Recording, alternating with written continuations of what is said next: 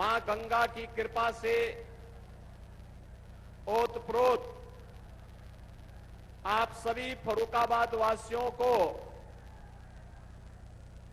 इस पावन धरा को नमन करते हुए आप सभी का मैं अभिनंदन करता हूं, स्वागत करता हूं। बहनों और भाइयों, 2022 में भी मैं यहीं पे आया था और तब मैंने कहा था ना आपको कि अयोध्या में रामलला का भव्य मंदिर भी बनेगा और बड़े बड़े माफिया और अपराधियों का राम नाम सत्य है भी होगा।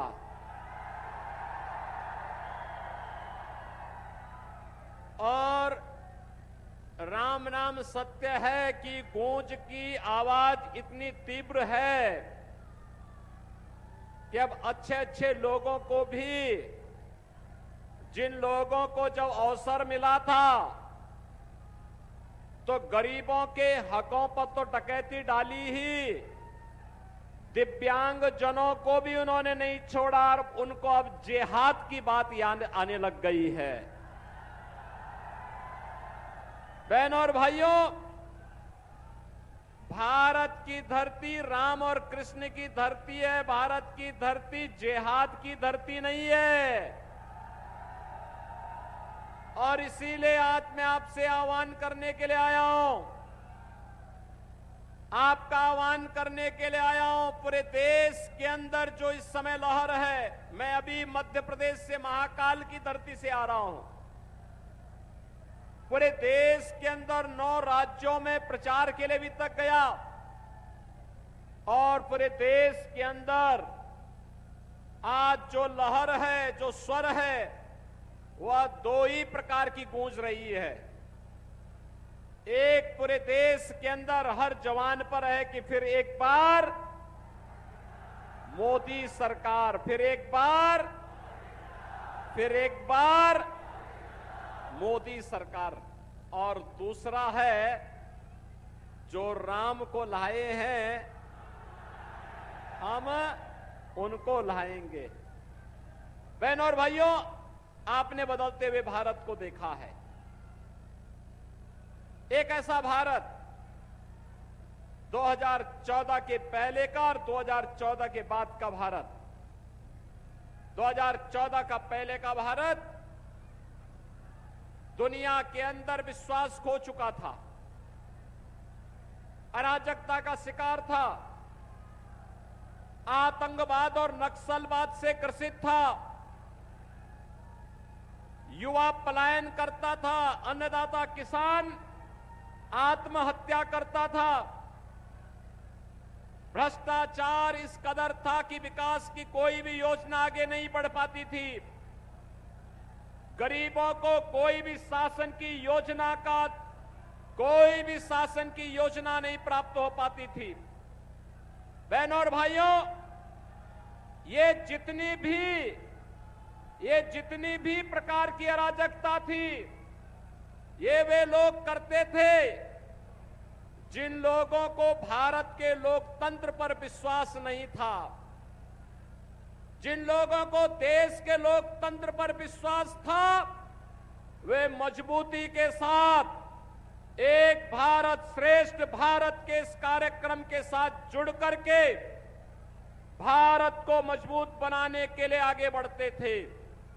लेकिन जिनको भारत की यह प्रगति अच्छी नहीं लगती थी, वे लोग हर योजना में भ्रष्टाचार ढूंढने का प्रयास करते थे।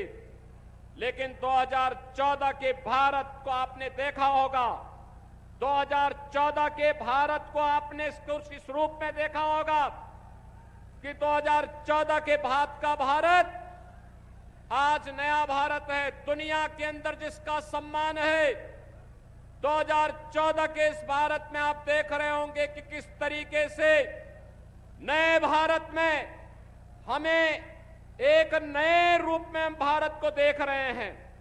ये नया रूप हमारे सामने है, जिस नए भारत में आप देख सकते हैं दुनिया के अंदर सम्मान बढ़ा है, देश की सीमाएं सुरक्षित हुई हैं, आतंकवाद और नक्सलवाद का खात्मा हुआ है। तो बहनों और भाइयों, अब वह स्थिति नहीं कि कहीं विस्फोट होगा और सरकार कहे, कांग्रेस नेतृत्व की सरकार जब सपा बसपा के लोग समर्थन करते थे तब कांग्रेस की सरकार कहती थी कि साहब तो सीमा पार से आतंकवाद है, और आज कहीं जोर से पटाखा भी फट जाए ना तो बहनों और भाइयों, तब पाकिस्तान सबसे पहले सफाई देता है और सफाई दे करके कहता है कि मेरा इसमें हाथ नहीं है, और वह अब सफाई दे करके पहले से ही देखता है कि नया भारत कैसा भारत है।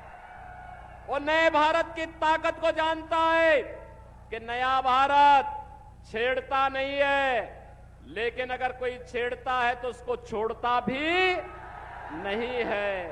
ये वही भारत है जिस भारत में पहले आतंकवादियों को देख करके सरकारें कहती थी कि ये तो सीमा पार से हैं। आज सीमा पार से उसका आका भी सफाई देने के लिए मजबूर होता है। बहनों और भाइयों, ये नए भारत में आज विकास के कार्यों को आप देख रहे होंगे। 2022 में मैं आया था, मैंने कहा था ना, गंगा मैया पे बनने वाला पुल बहुत शीघ्र तैयार होने के लिए प्रारंभ होगा। आज कार्य प्रारंभ हो चुका है। तब मैंने कहा था कि फर्रुखाबाद में जो नारा पहले लगता था कि फर्रुखाबादी चूसे गन्ना, अब वह नहीं होगा। फर्रुखाबाद भी एक्सप्रेस के साथ जुड़ेगा। हम एक्सप्रेस वे के साथ जोड़ने की कार्रवाई भी हम लोगों ने आगे बढ़ा दी है। बहनों और भाइयों, आज हाईवे बन रहे हैं, एक्सप्रेस वे बन रहे हैं, one district one medical college का सपना साकार हो रहा है। IIT, IIM, IIIT, NIT, world class university, हर घर नल की योजना के साथ साथ विकास की योजनाओं को भी एक लंबी फेरस्त और गरीब कल्याणकारी योजनाओं का भी। देश के अंदर 80 करोड़ लोग राशन की सुविधा का फ्री में लाभ प्राप्त कर रहे हैं। याद करिए, 80 करोड़ लोग भारत में राशन प्राप्त कर रहे हैं, और पाकिस्तान में 23 से 24 करोड़ लोग भूखों मर रहे हैं। आप अनुमान करिए, जो लोग जिहाद की बात कर रहे हैं, इनको शर्म आनी चाहिए कि इनके आकाओं ने पहले देश का बंटवारा किया था और आज जिहाद की बात करके देश के लोकतंत्र को ये लोग कलंकित करना चाहते हैं। इनको बताया जाना चाहिए कि जिहाद में अगर इतना ही प्यार है तो भूखों मरने के लिए भिखमंगे पाकिस्तान के पास जाइए, जो आज 2 जून रोटी के लिए तड़प रहा है। बहनों और भाइयों, देश के अंदर 60 करोड़ लोगों को 5 लाख रुपए की स्वास्थ्य बीमा का कवर मिल रहा है, और अगर कोई गरीब बीमार होता, हमारा विधायक, सांसद, कोई पदाधिकारी, पूर्व विधायक या कोई कार्यकर्ता या पीड़ित स्वयं भी मुझे पत्र लिखता है कि हम बीमार हैं, पैसा नहीं खर्च कर पा रहे हैं, पैसा नहीं है, आयुष्मान कार्ड भी नहीं बन पाया है, तो बहनों और भाइयों, उस व्यक्ति के लिए हम वहीं से जनधन अकाउंट में, जो मोदी जी ने जनधन अकाउंट खोला है, उसी में लखनऊ से सीधा पैसा भेजते हैं। कहते हैं अपना उपचार कराइए, आराम से उपचार कराइए, जितना पैसा लगेगा सरकार देगी। बहनों और भाइयों, प्रधानमंत्री मोदी जी ने 50 करोड़ लोगों के जनधन अकाउंट खोल दिए। देश के अंदर 12 करोड़ अन्नदाता किसानों को किसान सम्मान निधि का लाभ प्राप्त हो रहा है। 12 करोड़ गरीब घरों में शौचालय बन गए हैं।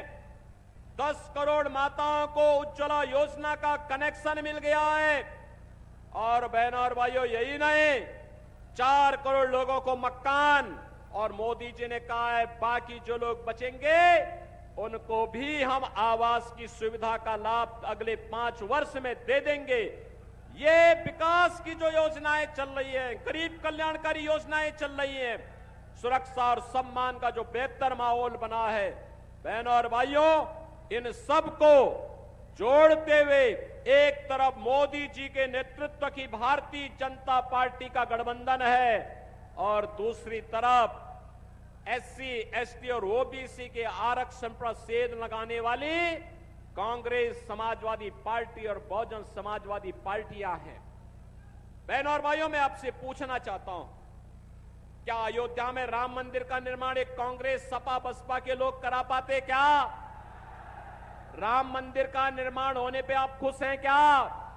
कितने लोग अयोध्या गए हैं? अरे ये तो पूरा ही कायमगंज गया है।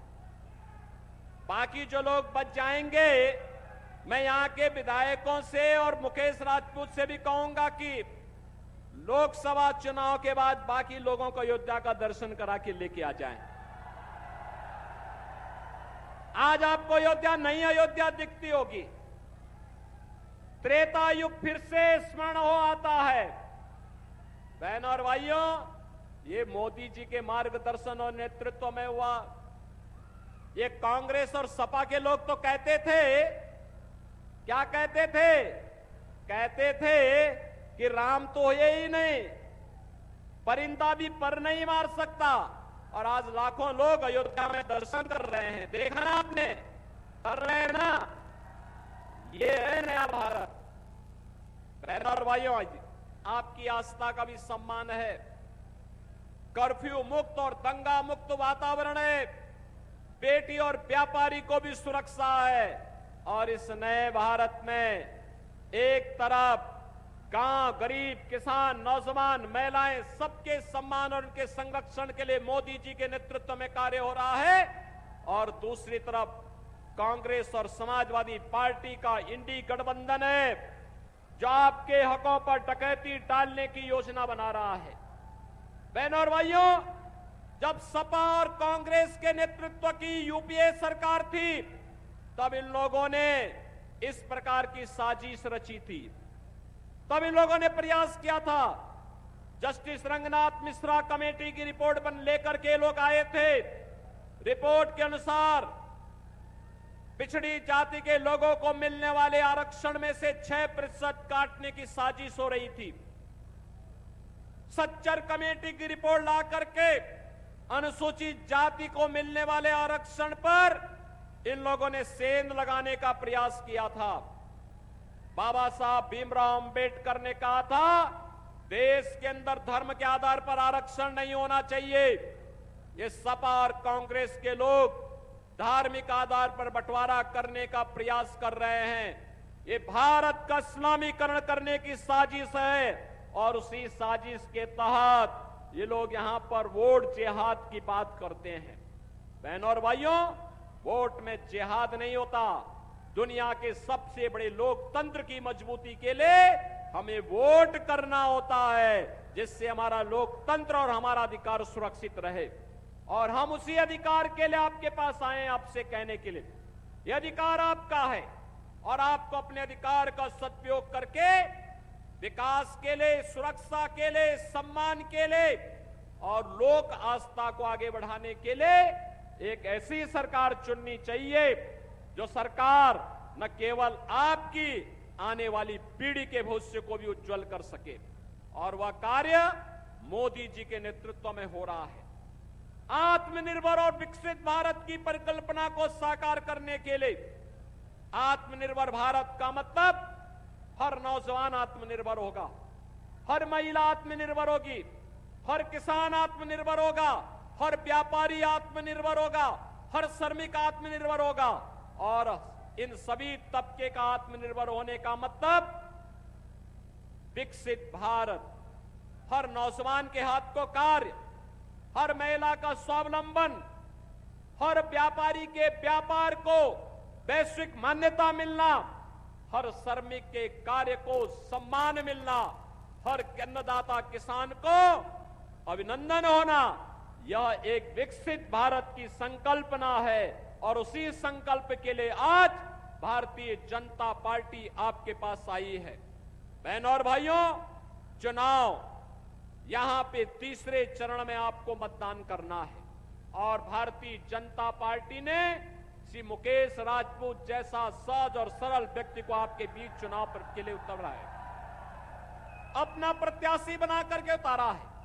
भारतीय जनता पार्टी, अपना दल, राजभर पार्टी, निषाद पार्टी और राष्ट्रीय लोकदल का समर्थन इन्हें प्राप्त है। और इसलिए मुकेश राजपूत को भारतीय जनता पार्टी ने एक बार फिर से अपना प्रत्याशी बनाकर के आपके बीच भेजा है। आपसे मैं अपील करूंगा, आप आशीर्वाद देंगे ना मुकेश राजपूत को? सभी लोग देंगे।